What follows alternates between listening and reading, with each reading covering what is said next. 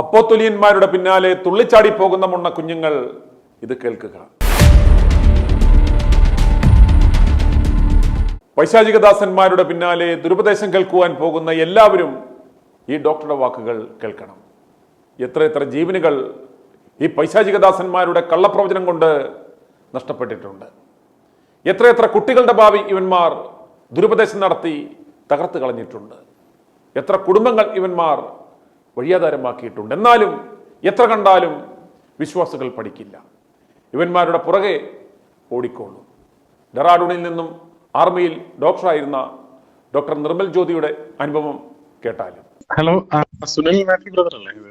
അതെ, എന്റെ പേര് നിർമ്മലാണ്. നിർമ്മൽ ട്രിവാൻഡ്രംകാരനാണ്. പക്ഷെ ഡെറാഡൂണിൽ നിന്നാണ് വിളിക്കുന്നത്. ഞാൻ നിങ്ങളുടെ ഇത് ചാനൽ റെഗുലർ ആയിട്ട് കാണാറ്. എന്ത് ചെയ്യുന്നു ഡെറാഡൂണിൽ? എന്താ? ഞാൻ ആർമിയിലായിരുന്നു, ഡോക്ടറാണ്. അപ്പം ഞാനിപ്പോ വിളിച്ച സംഭവം എന്ന് വെച്ചാൽ കുറച്ച് ദിവസമായിട്ട് നിങ്ങളുടെ ഇത് ഞാൻ ഹെവൻലി ഫീസ്റ്റിന്റെ ഈ പരിപാടി വന്നപ്പോൾ ഞാൻ കേൾക്കുന്നുണ്ടായിരുന്നു. കാരണം നമ്മളൊക്കെ ഇതിന്റെ നാട്ടിലായിരുന്നപ്പോൾ ഇതിന്റെ വിക്ടിം ആയിരുന്നു. ഇതിന്റെയൊക്കെ അവിടെ പാരന്റ്സ് അവർക്ക് ഭയങ്കര ഈ CSIയിൽ പോയിട്ട് അവർക്ക് അവിടെ ആത്മീയത ഇല്ല എന്ന് പറഞ്ഞ് ഇവർ നേരെ പെന്തക്കോസ്തി ചാടി. അപ്പൊ ഇവർക്ക് ഒരു അന്തവും കുന്തവും ഇല്ല, പിന്നെ എന്ത് ചെയ്യണമെന്ന് അറിയത്തില്ല. അപ്പൊ ഈ കാണുന്ന എല്ലാവരുടെയും പിറകെ ഓടാൻ തുടങ്ങി. അന്ന് നമുക്ക് ഈ ജീസസ് കോൾസ് ഉണ്ടല്ലോ, ദിനകരന്റെ. അപ്പൊ ഇതിന്റെയൊക്കെ തുടക്കം ഉണ്ടാക്കി വിട്ടത് എല്ലാം ഈ ദിനകരനാണ്. 1980 ദിനകരൻ, എന്റെ അമ്മ പണ്ട് ഭയങ്കര ഭയഭക്തി പോകാൻ തുടങ്ങി. അമ്മ വിമൻസ് കോളേജിൽ പഠിക്കുന്ന സമയത്ത് ദിനകരന്റെ കൺവെൻഷൻ 80-81 നടക്കുന്നുണ്ട്. അപ്പൊ അന്നേ ഇയാള് ആ ഒരു ജനറേഷനിലെ യങ്സ്റ്റേഴ്സ് ആയിരുന്ന ആൾക്കാർ ഇയാളെ റാഡിക്കലൈസ് ചെയ്തു ദിനകരൻ. അപ്പൊ അതിൽ നിന്ന് ഇപ്പം വന്ന പേര് പറയാൻ പേടിയൊന്നുമില്ല പറയാം. ഈ മനോമോഹൻ, ഈ പറയുന്ന പോലെ പിന്നെ കുറെ ആൾക്കാർ ഇതുപോലെ പൊട്ടി മുളച്ചു വന്നു, മനസ്സിലായി. അപ്പൊ ഇവർക്ക് ഇതിന്റെ സ്കോപ്പ് മനസ്സിലായി തിരുവനന്തപുരത്ത്. അപ്പം ഇങ്ങനെ പൊട്ടി. അപ്പൊ അതിന്റെ ഒരു സെക്കൻഡ് ജനറേഷനാണ് ഈ ടിനുവും ഇതൊക്കെ. ഇവരൊക്കെ നിരക്കുന്ന ഒരു സുരേഷ് ബാബു ഉണ്ട്. ഇയാളൊക്കെ എന്താ വെച്ചാൽ എന്താ ഉടായിപ്പ്. സുരേഷ് ബാബു എന്നെ കുറിച്ച് പ്രവചിച്ചിട്ടുണ്ട്. ഇളവട്ടത്ത് കൺവെൻഷൻ നടന്നപ്പം ഇയാൾ വന്നിട്ട്, ഞാൻ ഫ്രണ്ട് ഇരിക്കാം, നമ്മള് നല്ല തടിയൊക്കെ ഉള്ള ആളാണ്, കൊച്ചുകുട്ടിയായിരുന്നു. അപ്പൊ എങ്ങനെ മനസ്സിലായി അവൻ എന്തോ നല്ല വീട്ടിൽ നിന്നാണ്, തടിയൊക്കെ ഉള്ള പയ്യൻ. അപ്പൊ അവനെ വിളിച്ചിട്ട് നീ ശമുവേൽ ബാലനെ പോലെ ആവുമെന്ന് പറഞ്ഞ് പ്രോസസ് ചെയ്തു. അപ്പൊ എന്റെ അമ്മയ്ക്കും അപ്പനും ഭയങ്കര സന്തോഷം. പിന്നെ നമ്മള് ഇവന്റെ മീറ്റിങ്ങിന് AJ ഹാൾ കുമാരപുരത്ത് പോകുമായിരുന്നു. 12th പഠിക്കുന്ന സമയത്ത് ഭയഭക്തി ബഹുമാനത്തോടെ പോകും. അവിടെ പോയി ഇയാളുടെ ഒരു കൺവെൻഷനൊക്കെ നടന്ന പുത്തിരിക്കണ്ടത്ത് ഒരു കൺവെൻഷൻ ഇയാൾ നടത്തിയായിരുന്നു. അപ്പൊ അന്നൊക്കെ നമ്മൾ വോളണ്ടിയർ ആയിട്ടും ഇയാളുടെ കൊയറിലും ഒക്കെ ആയിട്ട് പോവാണ്. അപ്പൊ നമ്മൾ ഇതൊക്കെ കണ്ട് വെറുത്തിരിക്കുക. അപ്പൊ നമുക്ക് ഇതൊക്കെ കാണുമ്പോ ഉണ്ടല്ലോ ഒരു സന്തോഷം. കാരണം എനിക്കോ ഇതുപോലെ നിങ്ങൾ ചെയ്യുന്ന പോലെ പറയാൻ പറ്റുന്നില്ല. അപ്പോ സമൂഹത്തിൽ ആരെങ്കിലും ഇത് പറയുന്നുണ്ടല്ലോ എന്ന് കാണുമ്പോൾ ഒരു ഭയങ്കര സന്തോഷം. ഞാൻ ഈ ഇവാഞ്ചലിക്കൽ യൂണിയൻ അങ്ങനെയൊക്കെയുള്ള പരിപാടികളിൽ നമ്മുടെ ഈ കോളേജ് ബേസ്ഡ് ആയിട്ട് പ്രെയർ ഗ്രൂപ്പ്സ് ഉണ്ടല്ലോ. അപ്പൊ അതിൽ പോയപ്പോഴും നമ്മൾ ഈ ബൈബിളൊക്കെ വായിച്ച് നമുക്കൊരു ഒരു ഇത് വന്നത്, തലയ്ക്ക് വെളിവ് വന്നു. കാരണം നമ്മൾ ഈ കാണുന്ന കാര്യങ്ങളൊക്കെ ബിബ്ലിക്കൽ അല്ല, ഹിസ്റ്റോറിക്കൽ ക്രിസ്ത്യാനിറ്റി അല്ല എന്ന് ആൾക്കാരെ അറിയാൻ പറഞ്ഞ് മനസ്സിലാക്കുന്നത്. എന്റെ ഒരു സ്റ്റോറി പറയണം. എന്റെ അമ്മയ്ക്ക് 2002 കൺവെൻഷൻ നടക്കുമായിരുന്നു ജീസസ് കോൾസിന്റെ. അപ്പം അന്ന് അമ്മയ്ക്ക് ഈ ബ്ലീഡിങ്ങിന്റെ പ്രശ്നമുണ്ട്, ഫൈബ്രോയിഡിന്റെ. നമ്മളന്ന് 11th അങ്ങനെയൊക്കെ പഠിക്കുകയാണ്. അപ്പൊ ഇവർ ഈ ജീസസ് കോൾസിന്റെ ഇവാഞ്ചലിസ്റ്റ് ആണ്. ഇവാഞ്ചലിസ്റ്റ് എന്ന് വെച്ചാൽ ഒരു മാസത്തോളം ഇവര് കോയമ്പത്തൂരിൽ അവരെ കൊണ്ട് ട്രെയിനിങ് കൊടുക്കും. അവർക്ക് എന്ന് വെച്ച് കഴിഞ്ഞാൽ ഇവര് ജീസസ് കോൾസ് ഇവാഞ്ചലിസ്റ്റ് ആയിട്ട് ഇവരെ പ്രോപ്പർട്ടി പഠിപ്പിക്കും. ഇവരുടെ ഏജൻസ് ആക്കി മാറ്റി ഈ ഓരോ നഗരങ്ങളിൽ സ്ഥാപിച്ച് അവരുടെ ഒരു നല്ലൊരു നമ്മുടെ ഈ മൾട്ടി ലെവൽ മാർക്കറ്റിംഗ് നടക്കത്തില്ല, അതിന്റെ ഒരു പ്രത്യേക രൂപം. എന്റെ പാരന്റ്സ് ഇയാളുടെ ഒരു ബുക്ക് ഉണ്ടായിരുന്നു, gift holy spirit, insights in heaven. അത് കഴിഞ്ഞിട്ട് ഇയാൾ സ്വർഗത്തിൽ പോയെന്നൊക്കെ പറഞ്ഞു. അതൊക്കെ ഒന്ന് എടുത്ത് നോക്കിയൊന്ന് നിങ്ങൾ കീറി വലിച്ചൊട്ടിച്ചാൽ നല്ലതായിരിക്കും. കാരണം ഈ ഇൻസൈറ്റ്സ് ഇൻ ഹെവൻ ഇയാള് എഴുതിയിട്ടുണ്ട്. ഞാൻ സ്വർഗത്തിൽ പോയി ഡേവിഡിനെ കണ്ടു, ഡേവിഡ് അവിടെ ഇരുന്ന് മറ്റേ വീണ വായിക്കായിരുന്നു, പീറ്ററിനെ കണ്ടു എന്നൊക്കെ പറഞ്ഞു. ഇതൊക്കെ അത് പിന്നെ ദിനകരൻ നമ്മൾ അന്ന് ഈ ദിനകരൻ ഇല്ലെങ്കിൽ ദൈവം ഇല്ലെങ്കിൽ ദിനകരൻ ഇല്ല എന്നുള്ളതാണ്. ഇയാൾ എന്ത് ചെയ്തു, ഇയാള് ദിനകരനുണ്ട്, ഈ അപ്പൻ ദിനകരനോടെ ഉണ്ട്. അപ്പൊ നമ്മള് കൊയറിലുണ്ട്, അന്ന് ഞാനും എന്റെ കുഞ്ഞനിയൻ. അപ്പൊ നമ്മളിങ്ങനെ ഇരിക്കുമ്പോ പെട്ടെന്ന് ദിനകരൻ ഒരു prophecy towards the last day ആണെന്ന് തോന്നുന്നു, ലാസ്റ്റ് ഡേ അതിന്റെ മുമ്പിലത്തെ ദിവസം. അപ്പം ഒരു ബ്ലീഡിംഗ് ഉള്ള ഒരു സഹോദരിയെ ദൈവം കാണിക്കുന്നു. എന്റെ അമ്മയ്ക്ക് അന്ന് പിന്നെ വലിയ വെളിവൊന്നുമില്ല. അമ്മ ഇത് ഞാനാണെന്ന് പറഞ്ഞ് അവിടെ പോയി ദിനകരൻ തലയൊക്കെ വെച്ച് പ്രാർത്ഥിച്ചു. എന്നിട്ട് അമ്മ പറഞ്ഞു 2002 അമ്മ വിശ്വസിച്ചു, എന്റെ ബ്ലീഡിങ് നിന്നു. പക്ഷെ ബ്ലീഡിങ് എവിടെ നിന്നു? അമ്മയ്ക്ക് എല്ലാ മാസം ഇതുപോലെ ഭയങ്കര ബ്ലീഡിങ് പ്രശ്നം. നമുക്കും ഇത് അറിയത്തില്ലല്ലോ ഇങ്ങനെ ഒരു ഇഷ്യൂ ഉണ്ടെന്ന്. അവസാനം ഞാൻ MBBS പഠിക്കാൻ 2008 പോണ്ടിച്ചേരിയിൽ, ഞാനൊരു ഗവൺമെന്റ് കോളേജിലാണ് പഠിച്ചത്. അവിടെ ഒരു ജിപ്മർ എന്ന് പറഞ്ഞൊരു കോളേജുണ്ട്. അപ്പൊ അവിടെ ജിപ്മറിൽ. അതെ. അപ്പൊ നമ്മൾ അവിടെ പോയാണ് ഒരു പ്രെയർ ഗ്രൂപ്പിലൊക്കെ അറ്റൻഡ് ചെയ്ത് നമുക്ക് ബൈബിൾ, ഞാൻ ഇംഗ്ലീഷ് ബൈബിളൊന്നും വായിക്കത്തില്ലായിരുന്നു, എനിക്ക് മലയാളം വായിക്കാം. അപ്പൊ നമ്മൾ ഇംഗ്ലീഷ് ബൈബിളൊക്കെ വായിച്ച് ഇതിനെ ഒന്ന് സിസ്റ്റമാറ്റിക്കലി പഠിച്ചു നോക്കിയാൽ മനസ്സിലായി നമ്മൾ ഈ പറയുന്ന കാര്യങ്ങൾ ഈ വിശ്വസിച്ചിരുന്ന ഈ ദിനകരനും പാർട്ടികളും ഒക്കെ വൻ ഉടായിപ്പാന്ന് നമുക്ക് മനസ്സിലായി. അതുപോലെ എന്നെ ഒരു ബുക്ക് ഹെൽപ്പ് ചെയ്തായിരുന്നു, ചർച്ച് സട്ട്ലി ഡിസീവ്ഡ് എന്ന് പറഞ്ഞ അലക്സാണ്ടർ സീബൽ. അത് ഇന്ത്യയിൽ അവൈലബിൾ അല്ല. അപ്പൊ ഞാനിത് വായിച്ചു. അപ്പൊ വായിച്ചപ്പോൾ എനിക്ക് മനസ്സിലായി, ഒന്നുകിൽ ദിനകരൻ അറിഞ്ഞുകൊണ്ട് ആൾക്കാരെ പറ്റിച്ചാണ്, അല്ലെങ്കിൽ ഇയാൾക്ക് എന്തോ പിശാച് ബാധ ഉണ്ടായിരുന്നു എനിക്ക് മനസ്സിലായി. പക്ഷെ എനിക്ക് വീട്ടിൽ പറയാൻ പേടി. ഞാൻ വീട്ടിൽ എപ്പോഴും ഞാൻ MBBS പഠിക്കാൻ വരുമ്പം ഇവരുമായിട്ട് അടിയാവും, പാരന്റ്സുമായിട്ട്. ഇവരടുത്ത് ഞാൻ പറയും, അമ്മ പപ്പ നിങ്ങൾ ഒരിക്കലും ഇവിടെ പോരെന്ന് പറഞ്ഞില്ല, നമുക്കത് പോയാലേ പറ്റുള്ളൂ, നിനക്ക് അറിഞ്ഞുകൂടാ. അപ്പൊ ഭയങ്കര പ്രശ്നമായി. പിന്നെ എന്താ ഇതിന്റെ ഒരു കൾമിനേഷൻ സംഭവിച്ചത്, അമ്മയ്ക്ക് 2011 ആയപ്പോ ബ്ലീഡിങ് നിൽക്കുന്നില്ല. 2002 പറഞ്ഞാണ് ബ്ലീഡിങ് സൗഖ്യമാണ്. 2011 പോയി ഓപ്പറേറ്റ് ചെയ്തു. വളരെ ഓൾമോസ്റ്റ് ഒരു എനിക്ക് തോന്നുന്നു എത്ര കിലോഗ്രാം ഫൈബ്രോയിഡ് ഉണ്ടെന്ന് എനിക്കറിയില്ല. യൂട്രസ് റിമൂവ് ചെയ്തു. ഹൈ സർജറി ആയിരുന്നു. അമ്മ മരിച്ചു പോകുന്ന വരെ പപ്പ പേടിച്ചു പോയായിരുന്നു. അങ്ങനത്തെ ഒരു അവസ്ഥയിൽ. അപ്പൊ എനിക്കാണെങ്കിൽ എന്ത് ദേഷ്യം ഉണ്ടായി. എനിക്ക് വരാൻ പോലും പറ്റില്ല സർജറി സമയത്ത്. അവർ പെട്ടെന്ന് പോയി ഓപ്പറേറ്റ് ചെയ്തു. നമുക്ക് 2011 നമുക്ക് ഇത്രയും ട്രാവൽ ഫെസിലിറ്റി ഒന്നും ഇല്ല. ഒരു ബസ് സർവീസേ ഉള്ളൂ പോണ്ടിച്ചേരി ടു ട്രിവാൻഡ്രം. ഇവരെടുത്ത് പറഞ്ഞതുമില്ല. അപ്പൊ എനിക്ക് എന്തുമാത്രം ടെൻഷനാണ്. പക്ഷെ ഞാൻ അമ്മ ഇങ്ങനെ പോസ്റ്റ് ഓപ്പ് കിടന്നപ്പോ തന്നെ ഞാൻ അമ്മയടുത്ത് വിളിച്ചു, കണ്ടോ ദിനകരൻ കാരണമാണ് നിങ്ങൾക്ക് ഇത് സംഭവിച്ചത്, ഇല്ലായിരുന്നു നിങ്ങൾക്ക് ഇങ്ങനെ ഒരു ബുദ്ധിമുട്ട് വരത്തില്ലായിരുന്നു. എനിക്ക് അത്ര ദേഷ്യം ഉണ്ടായിരുന്നു. അപ്പൊ ഞാൻ പറഞ്ഞു, ഇതുപോലെ ക്യാൻസർ എങ്ങാനായിരുന്നെങ്കിൽ അമ്മ നിങ്ങളിപ്പോ മരിച്ചു പോയാൽ നിങ്ങൾ ഇനി ഒരു കാരണവശാലും അവിടെ പോയത്. അമ്മയ്ക്ക് മനസ്സിലായി. പോസ്റ്റ് ഓപ്പ് കഴിഞ്ഞ് റിക്കവർ അമ്മ നിർത്തി. പിന്നെ പപ്പ ഇടയ്ക്കിടയ്ക്ക് ദിനകരന്റെ അടുത്ത് പോകുമായിരുന്നു. ഞാൻ പിന്നെ പറഞ്ഞു, നിങ്ങൾ എങ്ങാനും ഇനി അവിടെ പോയാൽ ജീസസ് കോൾസ് പ്ലാമൂട്. അപ്പൊ ഞാൻ പറഞ്ഞു, നിങ്ങൾ എങ്ങാനും ഇനി അവിടെ കയറി ഞാൻ അവിടെ പോയി ഞാൻ അവരെ വഴക്ക് പറയാം. അത് കാരണം എന്നെ പിടിച്ച് പോലീസ് പിടിച്ച് ജയിലിലിട്ടാൽ ഞാൻ അതങ്ങ് സഹിച്ചു, ഞാൻ അവിടെ പോയി പ്രശ്നം ഉണ്ടാകുന്നു. പിന്നെ അവരെന്നെ പേടിച്ച് പോയില്ല. പിന്നെ ഇപ്പൊ അവരെന്ത് ചെയ്തു, ഇപ്പൊ ഒരു ബ്രദറൻ പോലത്തെ ഒരു ഫെലോഷിപ്പ് ഉണ്ട് ഇവിടെ. ബ്രദറിൽ നിന്ന് പുറത്തു വന്നൊരു കുറച്ചുകൂടി ഒരു നിയോ ബ്രദറൻ പോലെയുള്ള ഒരു ഫെലോഷിപ്പ് ട്രിവാൻഡ്രം ബൈബിൾ ഫെലോഷിപ്പ്. അവർ അവിടെ പോയി ശരിക്കും ദൈവത്തെ മനസ്സിലാക്കി കുറച്ച് തിയോളജി ഒക്കെ പഠിച്ചു. അവര് ബാച്ചിലർ ഓഫ് ഡിവിനി BTH ഒക്കെ പഠിപ്പിച്ച് കുറച്ച് കൗൺസിലിംഗും കാര്യങ്ങളും പഠിച്ചു. അവർക്ക് കാര്യം മനസ്സിലായി കേട്ടോ. അവരിപ്പം വീട്ടിൽ ഇരുന്ന് ബൈബിൾ വായിക്കുന്നു, ദൈവത്തെ ആരാധിക്കുന്നു. അവർക്ക് ഈ ഒരു ആളെ പിടിക്കണം, പരിശുദ്ധാത്മാവെന്ന് പറഞ്ഞ് ഈ കോപ്രായങ്ങൾ കാണിക്കുന്ന പരിപാടികളൊക്കെ അവർ നിർത്തി. അപ്പൊ എനിക്ക് ഭയങ്കര സമാധാനം. പക്ഷെ കോമഡി എന്ന് വെച്ചാൽ എന്റെ വീട്ടുകാർ ഫുൾ ദിനകര ഭക്തരാണ്. ബാക്കി ഫാമിലി അവര് ഞാൻ ഈ ഇടയ്ക്ക് ഈ കാര്യങ്ങളൊക്കെ മാന്യമായിട്ട് പറഞ്ഞു. ഇപ്പൊ നമ്മുടെ ഒരു PG അങ്കിൾ എന്ന് പറഞ്ഞാലുണ്ടല്ലോ, അയ്യോ എന്റെ ദൈവമേ, ഇയാളൊക്കെ അന്ന് വന്നപ്പോ ഇയാളുടെ നല്ല പാട്ട് എഴുതുന്ന ടീം ഉണ്ടായിരുന്നു. RS വിജയരാജ് എന്നൊക്കെ പറഞ്ഞു. ഇയാളുടെ പാട്ടൊക്കെ ഇടയ്ക്ക് ഭയങ്കര ഹിറ്റായിരുന്നു. ഏർലി 2000 ഇയാളുടെ മറ്റേ എന്താണ്, നമ്മുടെ അനുഗ്രഹം പലതും ശത്രു തട്ടിക്കൊണ്ടുപോയി എന്നൊക്കെ പറഞ്ഞ കുറെ പാട്ടുണ്ട്. അസാധ്യമായി എനിക്കൊന്നുമില്ല. അത് ഭയങ്കര ഫേമസ് ആണ്.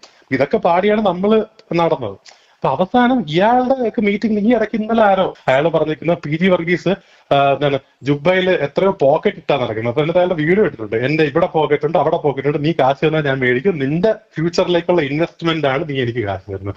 ഇതൊക്കെ എനിക്ക് എന്ത് ദേഷ്യം വന്നു, എന്ത് ചെയ്യാൻ പറ്റും. അപ്പൊ ഞാൻ വിചാരിച്ചു ബ്രദറിനെ പോലെ ഇങ്ങനെ കൺസ്ട്രക്റ്റീവ് ആയിട്ട് ക്രിറ്റിസിസം, ഇവരെ ഇതൊക്കെ തൊലിയൊക്കെ നമ്മൾ സംഭവം ഈ മറ്റുള്ളവർ പറയും എന്താണ് ഇങ്ങനെയൊന്നും പറഞ്ഞുള്ളത്. ഞാൻ പറഞ്ഞു ഇതിന്റെ അപ്പുറം വിളിക്കണം. നമുക്ക് ഈ എന്താ പച്ച തെറി വിളിച്ചാലും ഒരു നഷ്ടമില്ല. അതൊക്കെ വല്ല പന്നി എന്നൊക്കെ വിളിച്ച പട്ടിയും പന്നിയൊക്കെ പോയി ആത്മഹത്യ, അത്രണ്ട് എന്താണ് മോശം ജീവിതം ജീവിക്കുന്നവരാണ് ആൾക്കാർ.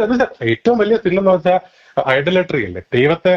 ദൈവത്തിന്റെ ഒരു ഇമേജ് ഉണ്ടാക്കി അമ്മമാര് വേറെ വർഷിപ്പ് ചെയ്യല്ലേ. ഇപ്പൊ ദൈവം അവനെ വെറുതെ വിടും, ഒരു കാലത്തില്ല. അപ്പൊ അതുകൊണ്ട് ബ്രദർ ഒരു കാരണവശാലും ഇങ്ങനെ എന്താണ്, എനിക്കറിയാം നിങ്ങൾ സോളിഡ് ആയിട്ടുള്ള ഒരു മനുഷ്യനാണ്, അങ്ങനെ ആരും പറഞ്ഞു കേട്ടോ. എന്നാലും ഞാൻ എൻകറേജ് ചെയ്യാണ്, ഇതുപോലെ സ്ട്രോങ് ആയിട്ട് നിന്നാൽ നമ്മളെപ്പോലുള്ള ആൾക്കാരുടെ സപ്പോർട്ട് എപ്പോഴും ഉണ്ടാവും. കാരണം ഈ അമ്മയുടെ ഈ സർജറി വന്നത് അത് ഒരു കണക്കിന് ഒരു ലിബറേഷൻ ആയിരുന്നു. അപ്പൊ ഈ ചില കാര്യങ്ങളിലൂടെ ദൈവം നമുക്ക് അടി തന്നാണ് നമ്മളെ പുറത്താക്കുന്നത്. അപ്പൊ ഈ ഒരു സർജറിയും ഈ ഒരു പ്രശ്നവും വന്നില്ലായിരുന്നെങ്കിൽ അമ്മ ഇന്നും ദിനകരന്റെ പിറകെ ഇപ്പൊ നടക്കുക. അന്ന് ഇതുപോലെ എനിക്ക് ഓർമ്മയുണ്ട്, ഈ ഓരോ കൺവെൻഷൻ വരുമ്പോൾ ഇവർ ഇവാഞ്ചലിസ്റ്റിനെ വിളിച്ചിട്ട് എന്ത് ചെയ്യുമെന്ന് വെച്ച് കഴിഞ്ഞാൽ ഇവര് ഓരോ ഈ രസീത് കുറ്റി പറഞ്ഞു വിടും. അപ്പൊ അവര് പറയുന്നത് 2 രസീത് കുറ്റിയെങ്കിലും ഒരു ഫാമിലി തിരിച്ചു തരണമെന്നാണ് ദിനകരൻ പറയുന്നത്. അത് വേറെ കോമഡി, ഒരു ജീസസ് കോൾസിന്റെ പട്ടത്ത് നമ്മൾ സ്കൂള് വട്ടപ്പാറ ലൂർദ് മൗണ്ടിൽ നമ്മൾ പഠിക്കുന്നത്.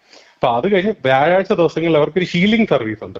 അപ്പൊ ഹീലിംഗ് സർവീസിന് എന്റെ പാരന്റ്സ് 3:30 സ്കൂൾ കഴിഞ്ഞ് എന്നെ പിക്ക് ചെയ്ത് ഈ പട്ടത്ത് കൊണ്ടുപോയി ഈ മീറ്റിംഗ് അറ്റൻഡ് ചെയ്യിപ്പിച്ച്, എന്നുവെച്ചാൽ ഒരു ചെറിയൊരു റൂമിൽ 10-100 ആൾക്കാർ വന്ന് എന്തൊക്കെ കാട്ടിക്കൂട്ടെന്നറിയാം. നമുക്കിതൊക്കെ ഒരു എന്താണ്, ഒരു കുഞ്ഞു പ്രായത്തില് എന്തോ ദൈവാധീനം കൊണ്ടാണ് നമ്മളിതിനെ അഫക്ട് ചെയ്യാത്തത്, അറിയാമോ? എന്ന് വെച്ചാൽ നമ്മളിങ്ങനെ ഇങ്ങനത്തെ ഒരു ആലോചിച്ച് നോക്കണം. കൊച്ചു പിള്ളേരായിരിക്കും, ഒരു 8-10 ക്ലാസ്സിലൊക്കെ. എന്റെ അനിയനൊക്കെ എന്നെ 5 വയസ്സ് എങ്ങറ.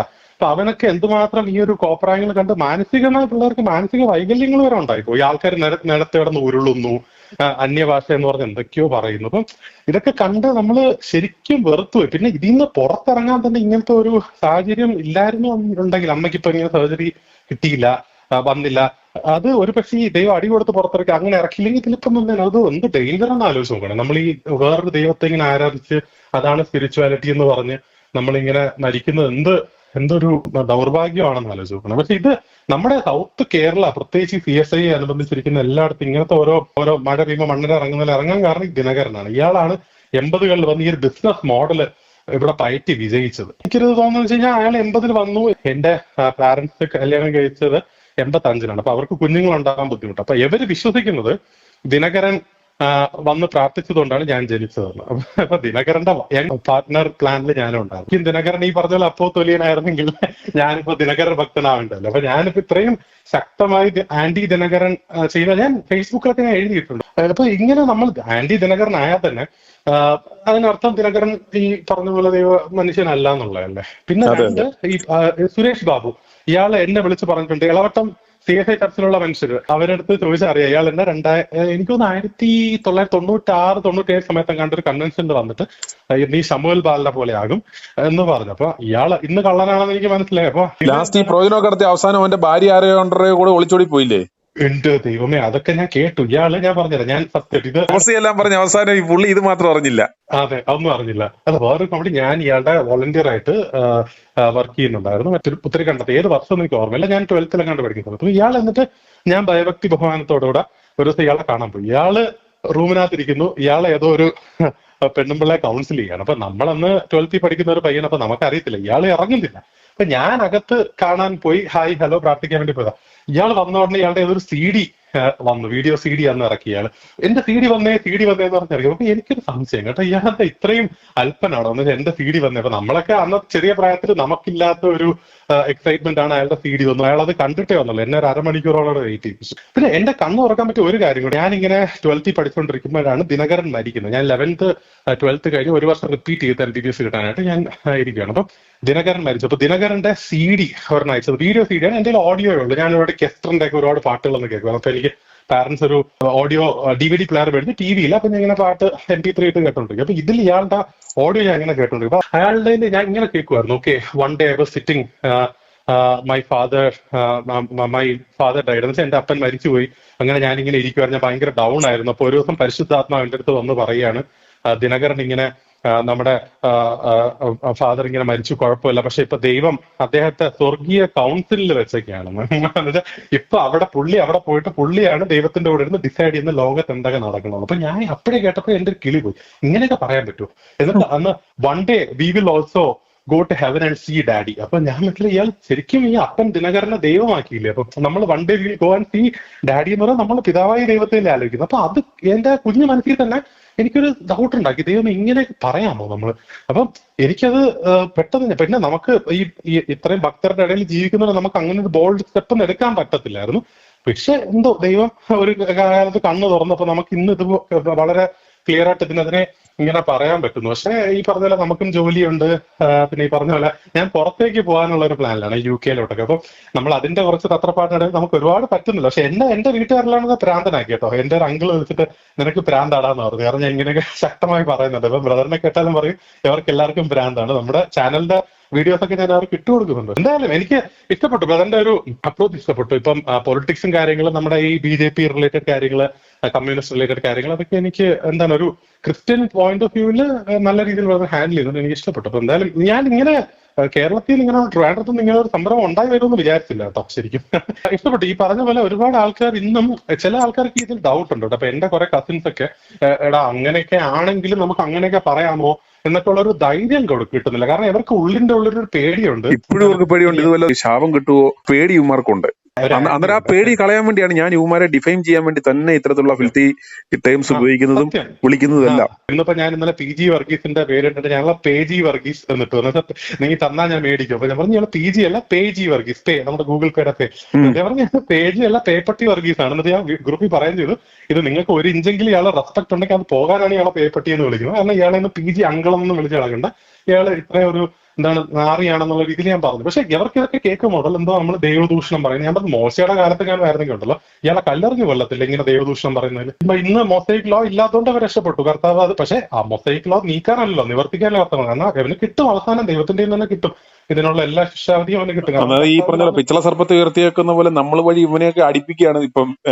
ഇവനെയൊക്കെ ഉണ്ടല്ലോ മണ്ട ചെന്നിട്ട് തീർക്കുകയല്ല, ഇവനെയൊക്കെ പബ്ലിക്കലി ഇട്ട് ഇവനെയൊക്കെ ഇവിടുന്ന് റോസ്റ്റ് നമ്മൾ ഇവന്റെ പപ്പും കൂടെയും പറിച്ച് മേളിലോട്ട് വിടുക ചെയ്യുന്നത്.